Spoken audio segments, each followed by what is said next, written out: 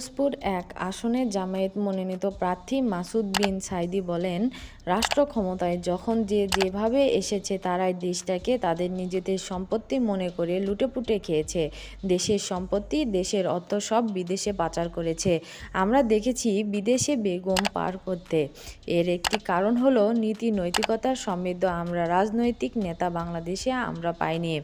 শনিবার দুপুরে পিরোজপুরের টাউন ক্লাব মাঠে বাংলাদেশ শ্রমিক কল্যাণ ফেডারেশন পিরোজপুর জেলা শাখা দ্বিবার্ষিক সম্মেলনে একথা বলেন তিনি। মাসুদ বিন সাঈদী বলেন, ১৯৭১ সালে দেশ স্বাধীন হয়েছিল একটা বৈষম্যহীন ন্যায় ইনসাফ নীতি নৈতিকতা সম্পন্ন একটি রাষ্ট্র গঠনের জন্য। আমরা দীর্ঘ ৫৩ বছর দেখেছি যে ন্যায় ইনসাফ তো বহুদূরের কথা, বরং শোষণ বঞ্চনায় ভরপুর একটি রাষ্ট্র।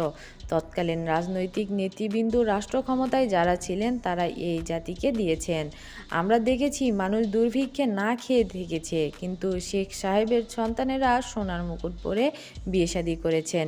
এটাও দেখেছি ব্যাংক ডাকাতি করেছে, ব্যাংক লুটপাট করেছে। মাসুদ বিন সাঈদী বলেন, বাংলাদেশি শ্রমিক কল্যাণ ফেডারেশন বাংলাদেশ একটি শোষণ বঞ্চনাহীন রাষ্ট্র হিসেবে দেখতে চায়। তারা চায় সংবিধানের আলোকে সকল ধর্মের বর্ণের মানুষের সমান অধিকার। যে কারণে শ্রমিক কল্যাণ ফেডারেশন চায় কিছু সোনার মানুষ তৈরি করতে, কারণ সোনার মানুষ যদি তৈরি না হয় সোনার রাষ্ট্র তৈরি হবে না। যে কারণে আজকের এই দ্বিবার্ষিক সম্মেলনে আমরা সম্মিলিত শ্রমিক ভাইদের প্রতি আমার আহ্বান থাকবে, আসুন আগে আমি নিজেকে গড়ি, এরপর আমার পরিবার গড়ি, এরপর সমাজ গড়ার আন্দোলনে অংশগ্রহণ করি।